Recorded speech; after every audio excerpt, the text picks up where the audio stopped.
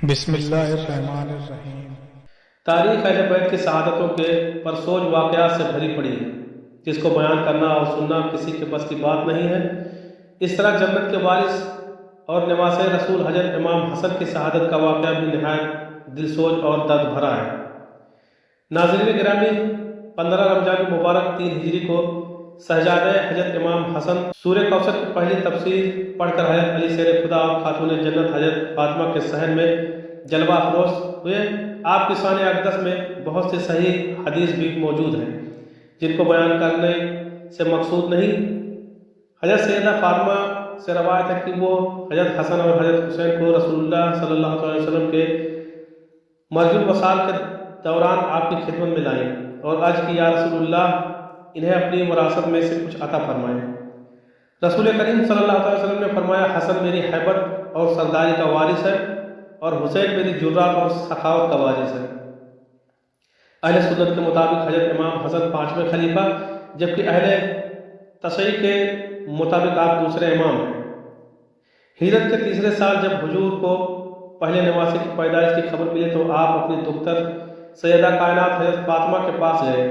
فرمایا، اے فاطمہ رضی اللہ تعالیٰ عنہ، بیٹے کا کیا نام رکھا ہے؟ بی بی فاطمہ نے فرمایا، اے اللہ کے رسول، اس کا نام حرم رکھا ہے۔ اللہ کے نبی صلی اللہ علیہ وسلم نے فرمایا، نہیں بیٹی، میرے پیارے نواسے کا نام حسن ہے۔ 7ویں روز آپ کا عقیقہ کیا گیا اور سر کے بال کٹوا کر ان کے وزن کے برابر چاندی خیرات کی گئی۔ آپ کے بابا حضرت علی شیر خدا کی شہادت کے بعد آپ مسلب امامت پر فائز ہوئے۔ اس وقت آپ کی عمر مبارک 37 سال اور 6 دن تھی۔ حضرت علی کی شہادت کے بعد عبداللہ ابن عباس رضی اللہ تعالیٰ عنہ کی تحریک کے بعد قیس ابن سعید عبیدہ انصاری نے امام حسن کے ہاتھ پر بیعت کر لی۔ قیس ابن سعد انصاری رضی اللہ تعالیٰ عنہ کے حضرت امام حسن کی بیعت کرنے پر جتنے بھی لوگ وہاں موجود تھے، سب نے حضرت مولا حسن پر بیعت کر لی۔ وہاں تمام حاضرین کی تعداد تقریباً 40,000 تھی۔ یہ واقعہ 21 رمضان 40 ہجری بروز جمعۃ المبارک کو پیش آیا۔ ابن عباس رضی اللہ تعالیٰ عنہ نے کھڑے ہو کر تقریر کی اور لوگوں کو بیعت کی دعوت دی۔ سب نے خوشی خوشی سے بیعت کر لی تھی۔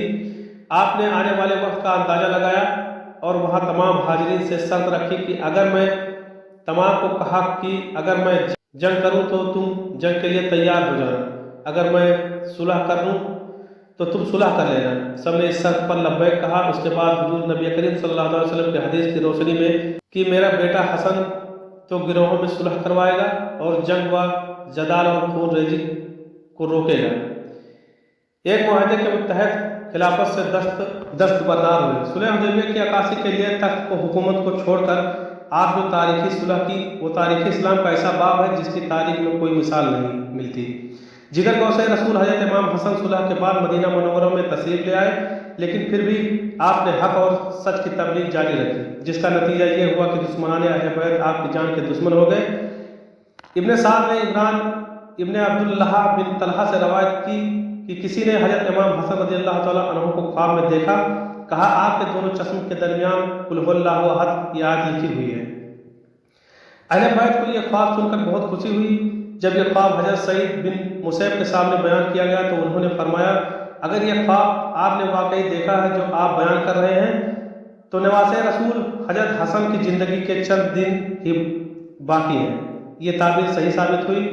جودہ بنت اسعد جو امام حسن کی بیوی تھی، اس کو کسی نے انعام و اکرام کی لالچ دے کر امام حسن کو زہر دلوا دیا۔ جب آپ کو قے آتے تھے تو قے کے ساتھ آتے کٹ کٹ کر خارج ہوتی۔ جودہ اسعد بنت قیس کی بیٹی تھی۔ دوسری صدی ہجری کے مورخ احمد بن یحیی بلاجری کے مطابق وہ اپنے باپ اساس کے نیرے کی وجہ سے امام حسن کی زوجیت میں آئی۔ حضرت امام علی شیر خدا نے اساس سے چاہا کہ وہ امام حسن کے لیے اپنے بھائی سعید بن قیس کی بیٹی ام عمران کا رشتہ طلب کرے۔ اساس نے چالاکی کا مظاہرہ کرتے ہوئے سعید کو بیٹے محمد کا رشتہ دے دیا اور حضرت علی کو ان کے بیٹے حضرت امام حسن کے لیے اپنی بیٹی جودہ کی تجویز دی۔ ناظرین گرامی، جودہ کا امام کو زہر دینے کے بعد جو حال ہوا وہ بتانے سے پہلے حضرت امام حسن کی شہادت کے منظر کشی کرتے ہیں۔ چنانچہ حضرت امام حسین نے دیکھا کہ ان کے برادر محترم حضرت امام حسن رضی اللہ تعالیٰ عنہ کو گھبراہٹ اور بے قراری زیادہ ہے اور سیمائے مبارک پر خجل و ملال کے آثار نمودار ہیں۔ یہ دیکھ کر حضرت امام حسین رضی اللہ تعالیٰ عنہ نے تسکین خاطر مبارک کے لیے عرض کیا، اے برادر گرامی، آپ کیوں رنجیدہ ہیں؟ بے قراری کا کیا سبب ہے؟ حضرت امام حسن فرمانے لگے، اے میرے بھائی، میں کچھ ایسے امر میں داخل ہونے والا ہوں جس کی مثل اب تک داخل نہیں ہوا تھا، اور خالق الہیہ جو جل میں سے ایسی خلق کو دیکھتا ہوں جس کی مثل میں نے کبھی نہیں دیکھی۔ اور اس کے ساتھ ہی آپ نے حضرت امام حسین کو پیش آنے والے واقعات اور کوفیوں کی بدسلوکی کی اوائج ارسانی کا بھی تذکرہ کیا، اور حضرت امام حسین کو گلے لگا کر جو سے رونے لگے۔ اس سے معلوم ہوتا ہے کہ اس وقت آپ کی نظر کے سامنے کربلا کا ہولناک منظر اور امام حسین کی تنہائی کا نقشہ پیش تھا، یعنی خود موت و حیات کی کشمکش میں ہیں لیکن بھائی کی آنے والی زندگی کے غموں میں رو رہے ہیں۔ اللہ اکبر! حضرت امام حسن کی ہمت اور منزلت کیسی بلند و بالا ہے کہ اپنے آپ سخت تکلیف میں مبتلا ہیں، آنتیں کٹ کٹ کر نکل رہی ہیں، نجک کی حالت ہیں، مگر انصاف کا بادشاہ اس وقت بھی اپنی عدالت و انصاف کا نہ مٹنے والا نقشہ صفحہ تاریخ پر ثبت فرماتا ہے کہ جب ان کے بھائی حسین پوچھتے ہیں کہ مجھے اس کا نام بتائیے کہ جس نے آپ کو زہر دیا، میں اس کو قتل کروں گا، تو حضرت حسن فرمانے لگے، بے شک اللہ تعالیٰ منتقم حقیقی ہے اور اس کی گرفت بہت سخت ہے۔ خیر، امام حسن تقریباً 45 سال 6 مہینے 12 دن کی عمر میں جامع شہادت نوش فرمایا۔ یہ بات تو سب پر آیا اور ظاہر ہے کہ آپ کی بیوی جادہ بنت اساس نے زہر دیا تھا، اور تمام محدثین نے اس کو بیان کیا ہے، لیکن اس بات پر اختلاف ہے کہ آپ کی بیوی نے آپ کو زہر کس کے کہنے پر اور کتنا انعام و اکرام کی لالچ میں آ کر دیا تھا۔ ناظرین گرامی، تاریخ و روایت بتاتی ہے کہ جادہ بنت اساس سے حضرت امام حسن کا نکاح حضرت امام علی نے 38 ہجری میں کروایا، لیکن جودہ سے آپ کی کوئی اولاد نہ تھی۔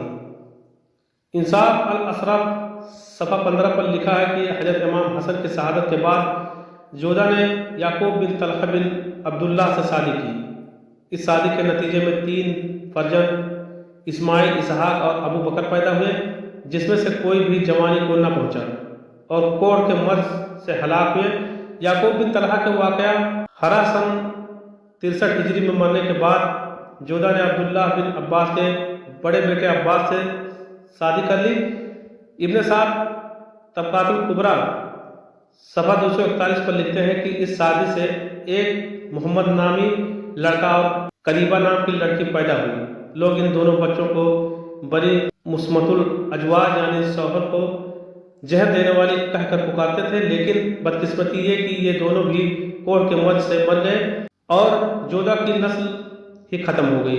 ابن سعد اور ابن عساکر نے لکھا کہ جودہ کی موت انتہائی زہریلے سانپ کے کاٹنے سے ہوئی، ایسا زہریلا سانپ کہ جس کے کاٹنے سے جودہ کی شکل ہی تبدیل ہو گئی۔ آمین یا رب العالمین۔